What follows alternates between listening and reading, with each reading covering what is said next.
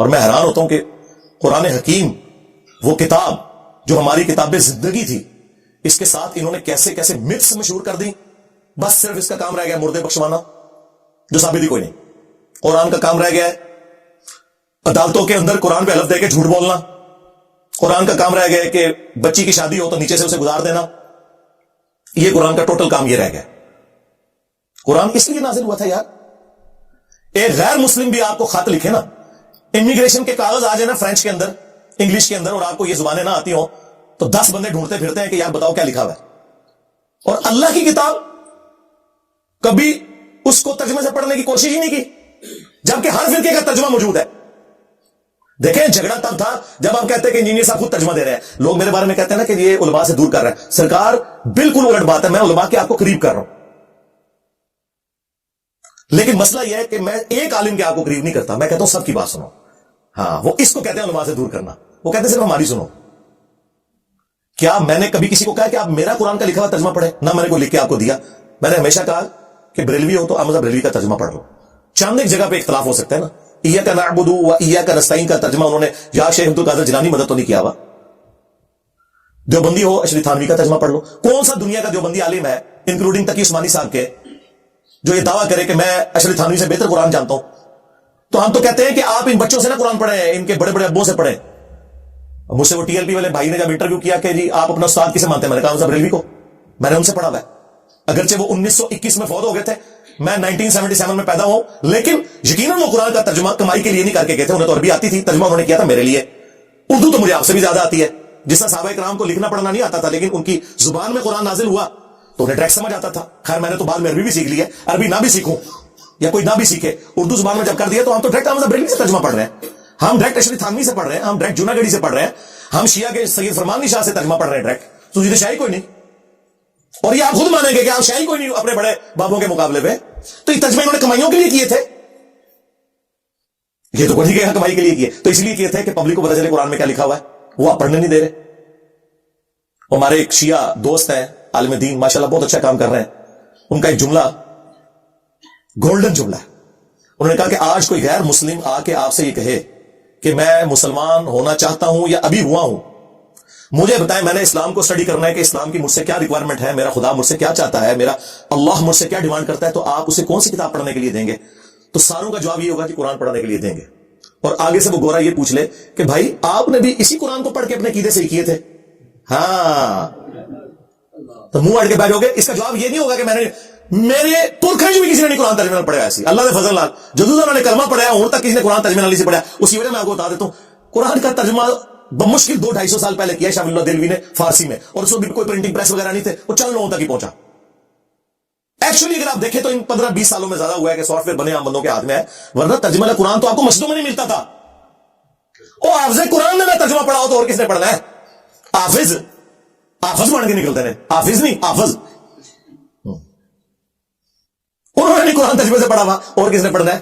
اور جس کے ماں باپ نے امید لگائی ہے کہ سانو لے جانا ہے کتنے جتنے آپ جانا سی. ہاں، تراوی کے دنوں میں تھوڑی تھوڑی داڑھی بڑھا لیں گے تو جس طرح جناب عید آئے گی تو او پہ عید داڑھی. اور کس لیے؟ پیسے کمانے کے لیے. مفت کون بڑھانا ہے تراویاں؟ ٹھیکے تو ہوں گے. ہاں، یہ قرآن کے ساتھ آپ لوگ کر رہے ہیں. اور قرآن کیا کہہ رہا ہے؟ وَأُوحِيَ إِلَيَّ هَذَا الْقُرْآنُ لِأُنذِرَكُمْ بِهِ وَمَنْ بَلَغَ. اے نبی تم فرماؤ قرآن مجھے اللہ نے اس لیے وحی کیا تاکہ اس قرآن کے ذریعے میں تمہیں بھی تبلیغ کر دوں، اور جس تک یہ قرآن پہنچ جائے اس قرآن کے ذریعے تبلیغ کرے.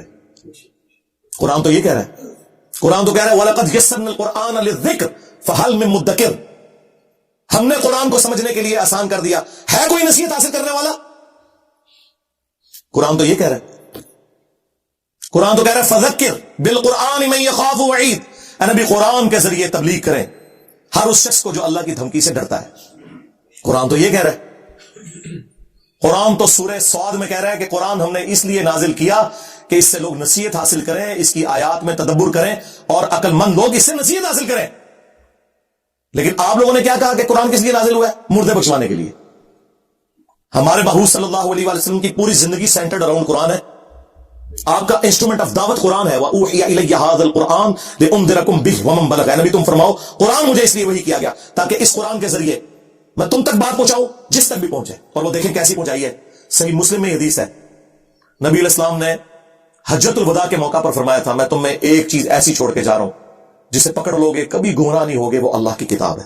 اچھا، حجت الوداع کا جو خطبہ مسلم شریف میں آیا نا، اس میں صرف قرآن کا ذکر ہے، حدیث سنت کا ذکر نہیں ہے، کیونکہ سنت کو ماننا قرآن ہی کو تو ماننا ہے، قرآن نے نہیں کہا ہے نا من یطع الرسول فقد اطاع اللہ، جس نے رسول اللہ کی اطاعت کی اس نے اللہ کی اطاعت کی۔ ٹھیک ہے، ایک حسن درجے کی روایت ہے حاکم کے اندر، قرآن اور سنت دو چیزیں، لیکن حجت الوداع کا جو خطبہ مسلم شریف میں آیا اس میں صرف قرآن کا ذکر ہے، لیکن وہ لکھی رہ گئی مسلم میں حدیث، یہ حدیث مسلم شریف میں ہی لکھی رہ گئی کہ اللہ تعالیٰ اس قرآن کی وجہ سے قوموں کو عروج دے گا اور زوال دے گا۔ وہ زمانے میں معزز تھے مسلمان ہو کر اور تم خوار ہوئے تاریخ قرآن ہو کر۔ یہ مسلم شریف میں حدیث لکھی رہے گی جی، یہ مسلم میں ہی لکھی رہے گی حدیث، القرآن حجت لک او علیک، قرآن قیامت کے دن یا تو تیرے حق میں گواہی دے گا یا تیرے خلاف گواہی دے گا جی۔ اور وہ خلاف جو گواہی ہے وہ قرآن میں آ گئی ہے، وہ صرف قرآن نہیں، صاحب قرآن بھی۔ سورہ فرقان آیت نمبر 30، وقال الرسول یا رب ان قوم اتخذوا هذا القرآن مہجورا، اور رسول اللہ قیامت کے دن شکایت کریں گے کہ اے اللہ میری قوم نے قرآن کو پیٹھ کے پیچھے ڈال دیا تھا۔ ہاں، ہمیں شفاعت رسول کا بتایا گیا جو برحق ہے، عسى ان يبعثك ربك مقاما محمودا، کوئی شک نہیں، اللهم اجعلنا منهم، اللہ تعالیٰ ہمیں ان میں کرے جن کو رسول اللہ کی شفاعت نصیب ہوگی صلی اللہ علیہ وآلہ وسلم۔ لیکن یہ تلخ پہلو ہے کہ نبی الاسلام نے شکایت بھی لگانی ہے، جس کی شکایت لگ رہی ہوگی وہ شفاعت کس منہ سے کروائے گا؟ ہم کہہ رہے ہیں جو کچھ بھی ہے تیرے محبوب کی امت سے ہے، اور محبوب پہلے ہی کہہ رہے ہیں کہ میں نے شکایت لگانی ہے جس نے قرآن کو چھوڑ دیا۔ محبوب تو رو رہے ہیں اس بات کے اوپر، بخاری اور مسلم دونوں میں حدیث ہے، عبداللہ ابن مسعود رضی اللہ تعالیٰ عنہ کہتے ہیں ایک دن نبی علیہ السلام ممبر پہ چڑھے اور میں آڈینس میں نیچے بیٹھا ہوا تھا، تو رسول اللہ نے کہا عبداللہ ہمارے قریب آؤ، میں قریب گیا، کہا عبداللہ ہمیں قرآن سناؤ۔ ان کا یا رسول اللہ قرآن تو آپ پہ نازل ہوا ہے، آپ نے فرمایا کہ مجھے دوسروں سے سن کے لطف آتا ہے۔ تو عبداللہ ابن مسعود کہتے ہیں کہ میں قرآن حکیم پڑھنا شروع کیا اور سورہ نساء کی میں نے تلاوت شروع کی۔ آپ شوق دیکھیں کہ سورہ نساء شروع کی انہوں نے 40 آیات پڑھ دی، نبی علیہ السلام ممبر پہ بیٹھے ہوئے ہیں اور وہ نیچے قرآن تلاوت کر رہے ہیں اور حضور اس کا لطف اٹھا رہے ہیں۔ اور جب آیت نمبر 41 پہ پہنچے نا، فَكَيْفَ إِذَا جِئْنَا مِن كُلِّ أُمَّةٍ بِشَهِيدٍ، وہ کیسا دردناک وقت ہوگا قیامت کا کہ جب ہم ہر امت میں سے ایک گواہ کو، اس امت کے پیغمبر کو اٹھائیں گے، کس لیے کہ بتائے کہ اس نے دعوت کا کام کیا تو اس کے اگینسٹ اس کی امت نے کیسا رسپانس کیا۔ وَجِئْنَا بِكَ عَلَىٰ هَٰؤُلَاءِ شَهِيدًا، اور اے محبوب صلی اللہ علیہ وآلہ وسلم ہم آپ کو گواہ بنا کر اٹھائیں گے ان کے اوپر جن میں آپ کو مبعوث کیا گیا۔ بس یہ آیت سننی تھی، امت تو کہتی ہے جو کچھ بھی ہے محبوب کی امت سے ہے، اور محبوب کیا فرما رہے ہیں؟ عبداللہ بس کرو، عبداللہ بس کرو۔ کہتے ہیں میں نے نگاہ اٹھا کے حضور کی طرف دیکھا تو آپ کی دونوں آنکھوں سے زارو قطار آنسو جاری تھے کہ مجھے اپنی امت کے خلاف قرآن کی اس آیت کے تحت گواہی دینی پڑے گی۔ حضور اس لیے رو رہے ہیں کہ مجھے گواہی دینی پڑے گی کہ میری امت نے قرآن کو چھوڑ دیا، میرے دین کو پسے پوچھ ڈال دیا، اور امت امید لگائی بیٹھی ہے حضور نے شفاعت کرنی ہے۔ آپ دیکھیں کتنا فرق ہے، بخاری مسلم دونوں میں حدیث ہے، نبی علیہ السلام نے فرمایا جو لوگ زکوٰۃ نہیں ادا کرتے اپنے مال کی، کان کھول کر سن لو، ایسا نہ ہو کہ قیامت والے دن کسی کی گردن پہ اس کی وہ بکری سوار ہو جو بکریوں کا ریوڑ اس نے رکھا ہوا ہے اور اس نے اس کی زکوٰۃ نہیں دی، اور وہ مجھے پکار رہا ہو اغثنی یا رسول اللہ، یا رسول اللہ میری مدد کیجئے، میں تمہارے کچھ کام نہیں آؤں گا، میں نے جو کچھ بتانا تھا دنیا میں تمہیں بتا دیا۔ آپ حیران ہوں گے، میٹرک میں جب میں پڑھتا تھا 1992 میں، تو بریلویوں کی ایک جماعت تھی انجمن طلباء اسلام ATI، ان کا جو بیج ہوتا تھا نا اس پہ لکھا ہوتا تھا اغثنی یا رسول اللہ، وہ سیدھا بھی ہوتا تھا، گول بھی ہوتا تھا، گرین کلر کا اور گولڈن رنگ کا، اغثنی یا رسول اللہ۔ کاش اس کے نیچے بخاری اور مسلم کی اس حدیث کا نمبر لکھا ہوتا جس کے اندر یہ جملہ آیا ہے، ہم تو اس کو لیتے تھے یا رسول اللہ ہماری مدد کرے، لیکن یہ جملہ تو نبی علیہ السلام نے امت کے لیے ٹانٹ کے طور پہ بولا ہوا ہے کہ تم تو مدد مانگو گے میں نے تمہارے کام نہیں آنا۔ کیوں؟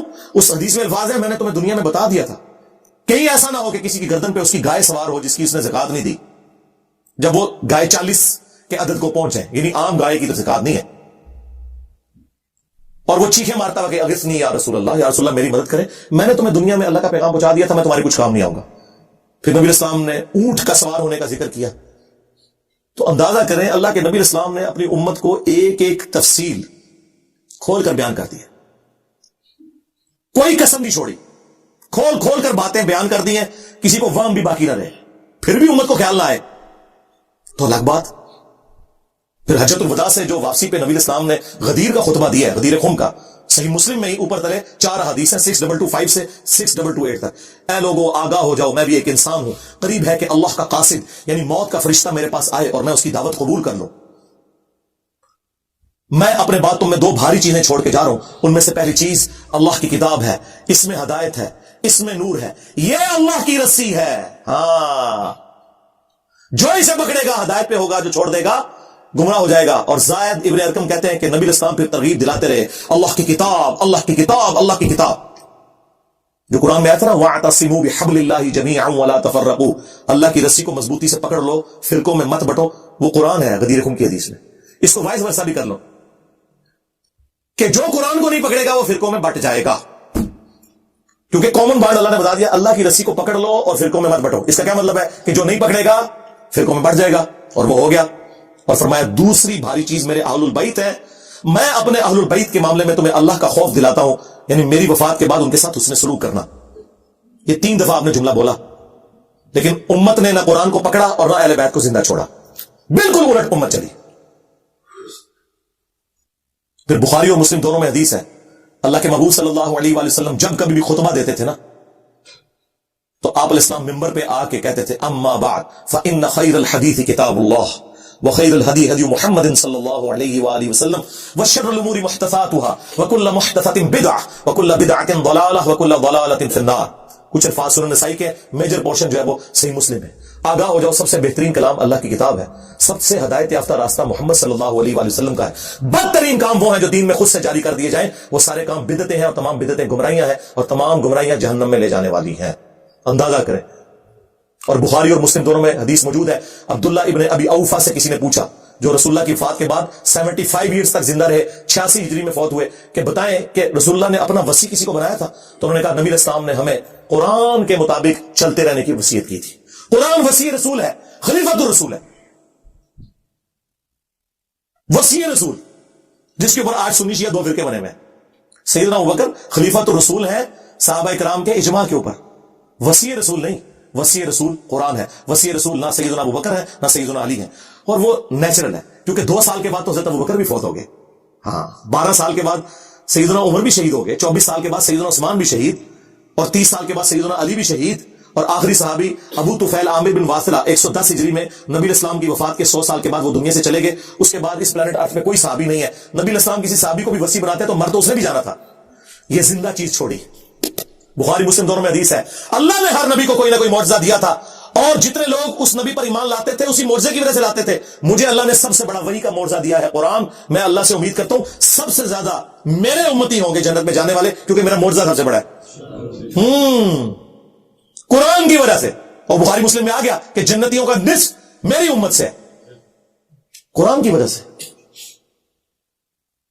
جامعہ ترمذی میں سنن ابن ماجہ میں حدیث ہے، جنتیوں کی 120 میں سے 80 صفحے میری امت سے، قرآن کی وجہ سے۔